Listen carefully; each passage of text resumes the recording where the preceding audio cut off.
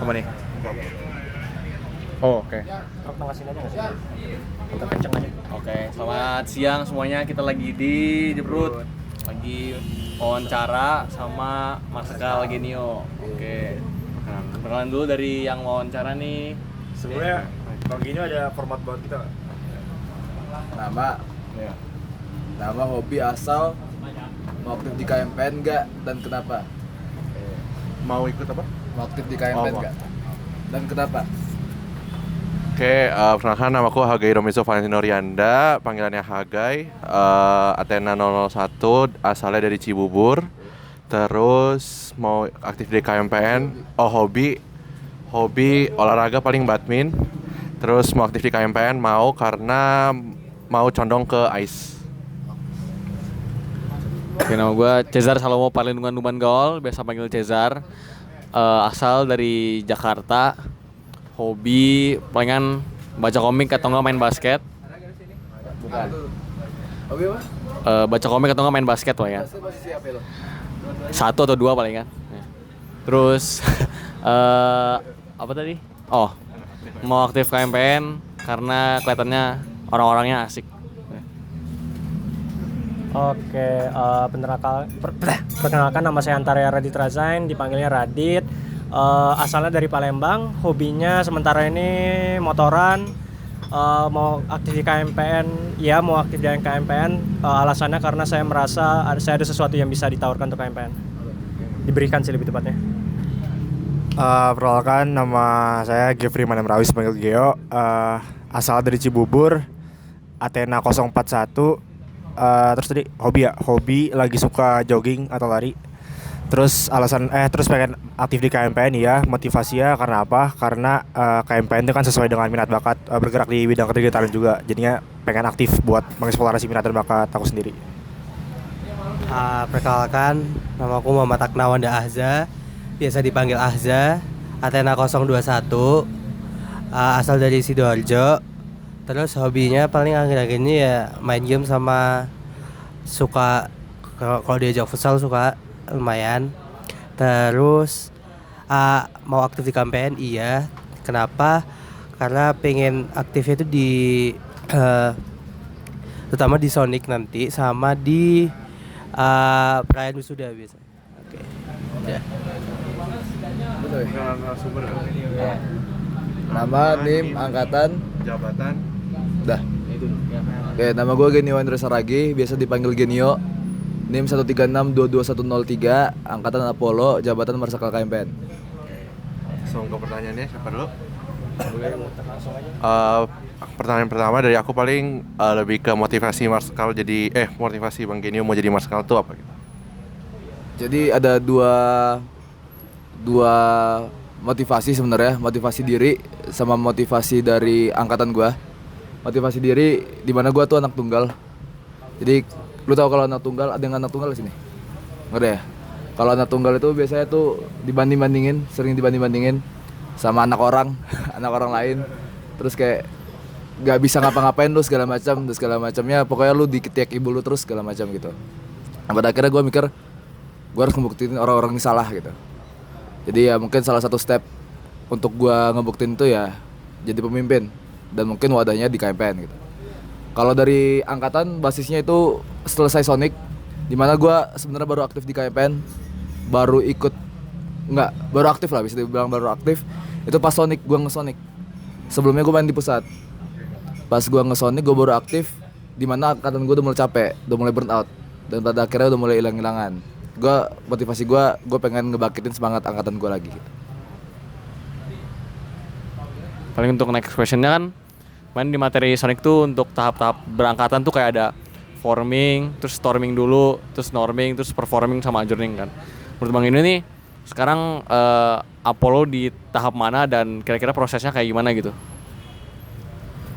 Menurut gue dari posisi Tagmans Development itu Tagmans kan. Berarti gue mikirnya Apollo tuh sekarang lagi di storming karena kita tuh lagi di posisi stakeholder kan, dan kita tuh yang bakalan ngelit KMPN ke depannya, dan mungkin tahap capek-capekannya udah formnya juga udah matang, sekarang lagi di peak era mungkin ya bisa dibilang. Tapi peak eranya ini dengan posisi ya ntar lagi kan udah di TA, udah di tahap tahun akhir, bakalan memposisikan diri ke e-journey. Oke, ini pertanyaannya ini sebenarnya baru kepikiran merepresentasikan untuk yang mahasiswa KMPN yang IUP ya. Saya tuh pernah ngobrol tuh sama orang-orang yang dari KM ITB-nya langsung kalau nanti ketika sudah exchange ke luar negeri itu kita tidak lagi di naungan KM ITB. Nah, saya itu penasaran kalau untuk KMPN sendiri ketika kita exchange ke luar negeri itu kita masih di bawah naungan KMPN atau tidak? Kebetulan gue juga IUP ya, gue juga IUP dan tetap di naungan KMPN karena posisi status anggota lu tetap nggak tahu gue anggota khusus atau anggota biasa atau anggota muda, tapi lu tetap berada di ADRT-nya KMPN gitu kan. Yang pada akhirnya lu tetap di naungan KMPN. Kan bagiannya udah jadi Tapi lu dari KM itu lu ngobrol sama siapa? Apa? Yang tentang KM, lu bukan di naungan keluarga mahasiswa lagi tuh dari siapa? Jujur udah lupa, itu udah lama banget. Gue juga baru tahu masalah itu malah. Mungkin gue bakal nanyain lagi deh. Oke sih. Oke. Bagiannya kan udah jadi marsikal selama berapa bulan nih? Iya. Nah, tantangan terbesar selama menjabat jadi ketua himpunan tuh apa sih? Tantangan So far. mungkin dari segi acara nggak ada, belum ada kebetulan. Ya mungkin dalam segi acara itu ada landasannya, yaitu komunikasi sebenarnya. Itu semua kepanitiaan dah, semua kepengurusan juga tantangannya itu kan, komunikasi dan koordinasi. Gue ngeliat kalau KMPN itu orang-orangnya itu bisa dibilang agak individualis, bisa dibilang. Tapi ya in terms of komunikasi menurut gue lu harus tahu cara nge-approach mereka. Karena cara nge-approach ke orang-orang kan beda-beda. Dan itu yang pertama, cara nge-approach-nya, dan lu harus tahu social mapping dari setiap angkatan. Dimana kalau misalkan dari circle ini ke circle ini tengahnya siapa, terus yang bisa ngebaurin dua circle ini siapa gitu. Jadi ya tantangan gua dan solusi yang bisa gua kasih itu. Mungkin dariku selama berhimpun di KMPN atau selama menjabat, hal paling memorable itu apa, Bang Ede? Paling memorable mungkin apa ya? Gue ngelihatnya paling Sonic ya sebenarnya, karena Sonic itu kan jangka waktunya panjang, timelinenya juga ribet lah bisa dibilang. Jadi dengan adanya kasus-kasus kemarin tuh kan banyak yang dirombak kan beberapa, dan ya itu menurut gue itu jadi challenge dan juga jadi apa ya, mungkin memorable bagi gue. Karena kita tuh sama-sama mikir, brainstorming masing-masing kira-kira baiknya seperti apa dan segala macamnya. Dan pada akhirnya dengan untungnya menurut gue panitia Sonic ini sangat berkoordinasi dengan baik. Jadi itulah mungkin hal-hal yang memorable itu saat kita ngebuat keputusan dari timeline yang panjang. Terus mungkin pertanyaan dariku yang kedua itu lebih ke selama di KMPN, kira-kira apa momen atau situasi yang kira-kira Bang Geno itu mau ulang gitu dan perbaiki gitu supaya bisa jadi pelajaran buat kita juga. Saat gue di KMPN, Selama di KMPN, ada KMPN momen atau situasi apa yang pengen Bang Geno ulang, yang kira-kira itu bisa diperbaiki atau lebih baik lagi? ketika gue angkatan gue tuh nge-Sonic Artemis mungkin ya, karena nggak tahu gue. Jadi yang gue tahu tuh, dan sampai sekarang gue mikirnya juga hal yang sama, karena Artemis itu pertama kali di Nangor, angkatan pertama kali di Nangor, TPB-nya, gue nganggapnya itu mereka batu sebenarnya.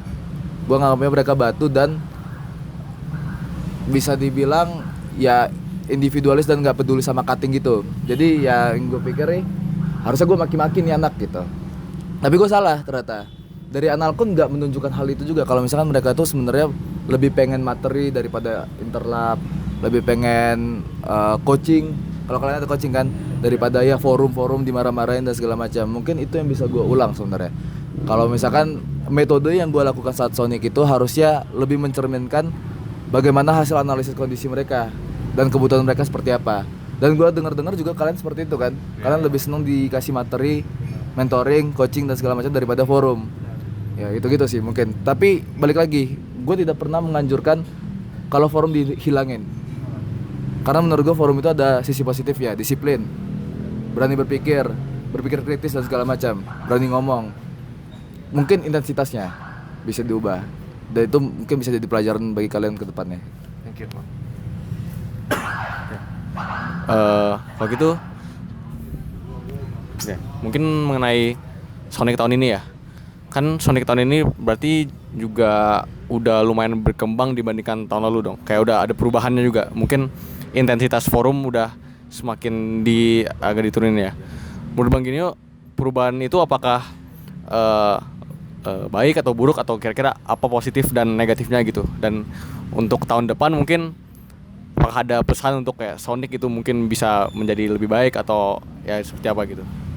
Ya, ini pertanyaan persis yang Hafiz tanyain ke gua kemarin sebenarnya. Jadi kalau dari segi perkembangan menurut gua signifikan baik. Jadi yang dulu tuh sebenarnya beda-beda. Lu harus benar-benar analkan ke angkatan yang lu mau Sonicin. Karena kalau angkatan gua tuh lebih senang ditekan. Jadi angkatan gua tuh lebih bisa berkembang saat lu disuruh mikir dalam waktu yang singkat dan kena pressure. Itu beda-beda kan. Kalau Artemis mungkin materi, kalian juga materi, gue nggak tahu juga angkatan 25 seperti apa. Kalau mereka angkatan 25 seperti angkatan kami, ya metode yang kalian pikirkan itu mungkin berbeda lagi gitu. Seperti yang ke angkatan kalian, itu yang beda-beda kan. Makanya gue bilang lu harus analkan itu pertama. Terus kedua, mungkin kemarin tuh Hafiz nanya tentang titik tengah antara forum dan juga mentoring. Ada sempat dilakuin saat angkatan 21 ke kami, yaitu ngelakuin presentation, pitch deck. Jadi ya kegiatan selama Sonic lu presentasiin dalam bentuk si angkatan, dan akhirnya saat lu presentasi kami nge-pressure kalian dari pertanyaan-pertanyaan tentang presentasi kalian. Bukan kalian ditanyain doang tanpa cuma materi kan, tapi kalian presentasi menurut kami seperti ini, kami jawab, kami counter, kalian bisa gak ngatasi itu dengan pola berpikir kalian. Mungkin itu bisa jadi ajuan bagi kalian untuk ngelakuin Sonic tahun depan mungkin. Boleh gue pertanyaan terakhir aja. Pertanyaan kedua, dari 5 nilai sifat campaign yang paling melekat sama Bang Gini itu apa? Oke.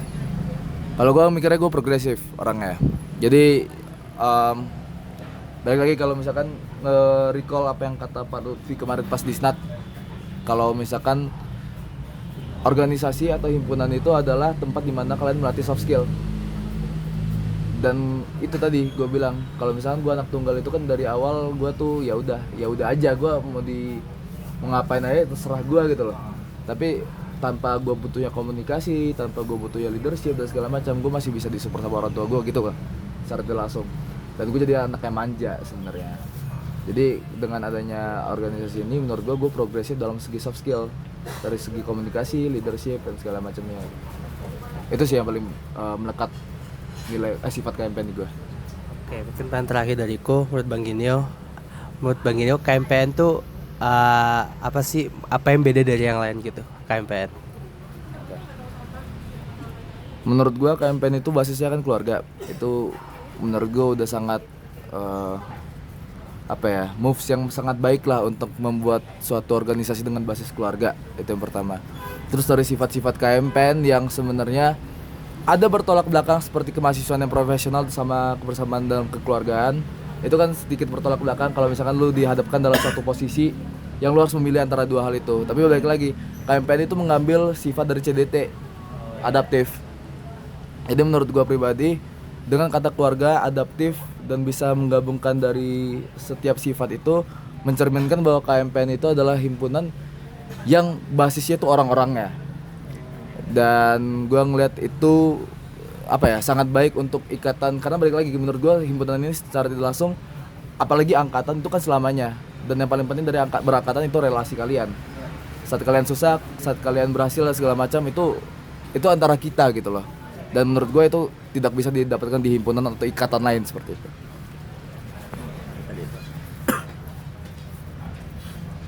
Oke, ini mungkin pertanyaan terakhir ya kalau gitu, Bang Genio. Jadi Bang Genio kan ini udah menjadi masa di KMPN ini sudah 2 tahun dan sekarang tahun ketiga kalau saya nggak salah.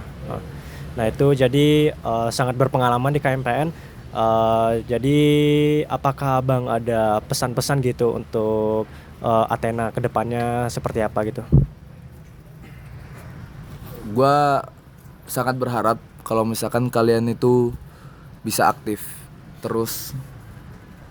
Gini, gue ngeliat kalau KMPN itu di tahun akhir terutama di tingkat 4 itu udah mulai hilang-hilangan orangnya karena TA, sibuk TA.